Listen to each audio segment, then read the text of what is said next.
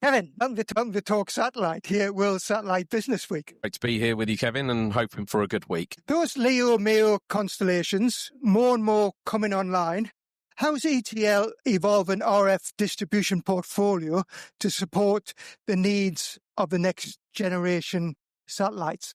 And so I think it's probably quite important to say that our products and our capabilities are constellation and orbit agnostic. So we're working very closely with the operators about how they integrate their solutions and how they build that out with their existing infrastructure as well. Very much on the sort of innovation and technology side, we're really focused on how we take that forward with low latency, adaptable and flexible solutions so that based on the changing architectures that are coming into place for the LEO and MEO constellations, we're able to give our customers the flexibility that they need in terms of integrating that into their ground systems requirements. One of the key development areas for SATCOM in recent years is the convergence into hybrid networks, in particular 5G ecosystems. How best can ETL address seamless multi-orbit, multi-network applications? So a lot of our development's been focused around supporting that hybrid between the satellite and terrestrial network infrastructure, and particularly focused around edge connectivity. So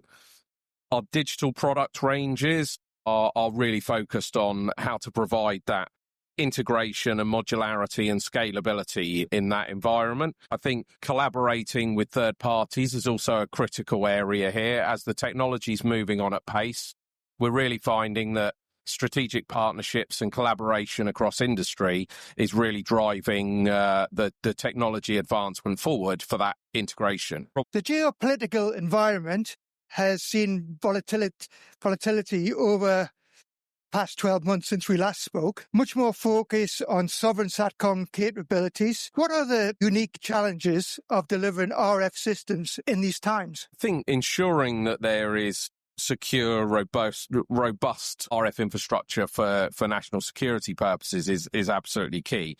And we've always been very focused on supporting mission-critical communications and programs for national infrastructure across the UK and in other nations across Europe and North America in particular. I think we've embedded very rigorous compliance frameworks internally about how we satisfy customer requirements and government requirements for those contracts.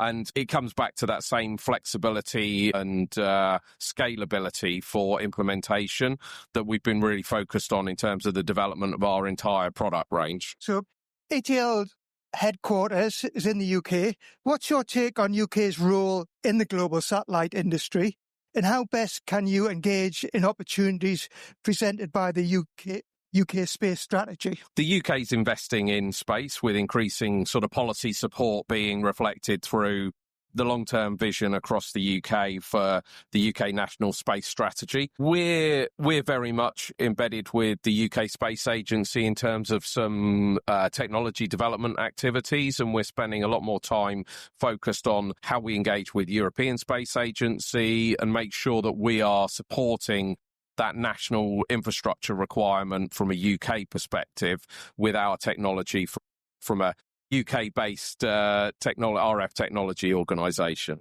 On a global basis, what regions and sectors are currently driving the most momentum for you, and how are you aligning your strategy to support long-term growth in the global arena?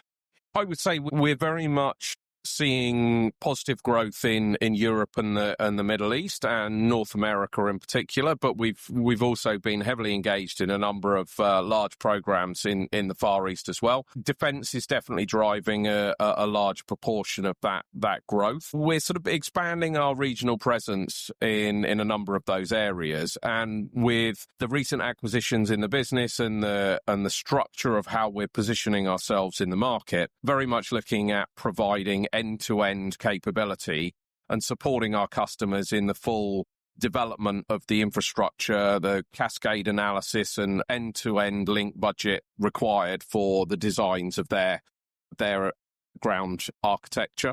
And I think that's something that we sort of see in terms of operating a much more agile environment for our customers to be able to satisfy their immediate bid demands, how they're seeing their customers requiring them to respond to the immediate demands of the market.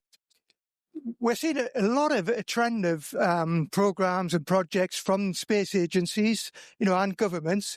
Are you benefiting from this route to market? We definitely are, and we are actively pursuing a number of engagements with various partners in the industry and with government agencies to do joint developments and satisfy large-scale program requirements through funded developments. We've got 2 or 3 in progress at the moment with the UK Space Agency and the European Space Agency. It's very much part of our business model in terms of progressing our technology alongside the market requirements for those applications. What next can we expect from ETL's technology bank? I think the continuation of what we've been doing in terms of integrating the RF and the digital environment. So looking at how we sort of maximize the offering for our customers across small sort of VSAT edge applications in that digital domain, looking at a bit more integration with